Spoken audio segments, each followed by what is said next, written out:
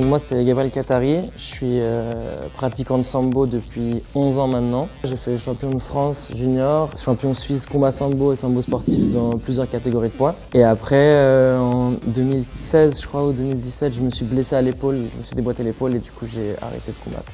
Et du coup, maintenant, je suis entraîneur de combat sambo et de MMA à Lausanne, ici au club White Tiger.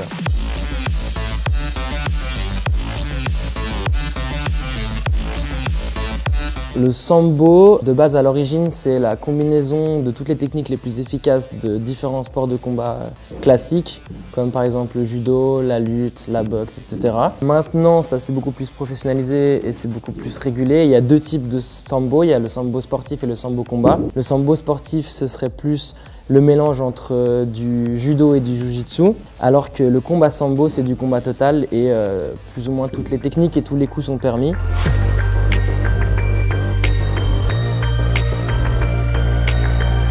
Pour la fédération, déjà le premier objectif c'était être reconnu par le comité olympique. L'année passée, avant les JO 2020-2021. Le développement de la fédération, c'est un processus à long terme. Et après, maintenant, il faut se mettre sur les différentes opportunités, différentes plateformes. Et un site plateforme, ce sera aussi entrer dans le programme de JO. J'espère que ce sera le cas un jour. Comme ça permettra une professionnalisation des athlètes et ce sera tout bénef.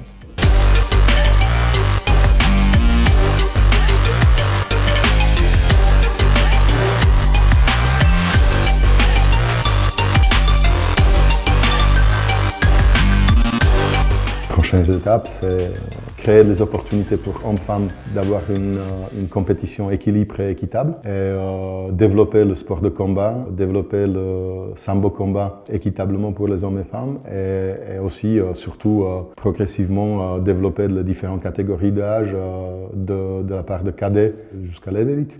Il n'y a pour l'instant que les pays donc, de l'Est de l'Europe qui ont des infrastructures suffisantes, ce qui fait très peu de compétiteurs à très haut niveau. Et du coup, pour que ce soit vraiment un sport aux Jeux Olympiques, il faudrait des athlètes de très haut niveau de partout dans le monde. Et du coup, si les fédérations des autres pays peuvent se professionnaliser, ça permettra justement d'avoir des athlètes de meilleur niveau.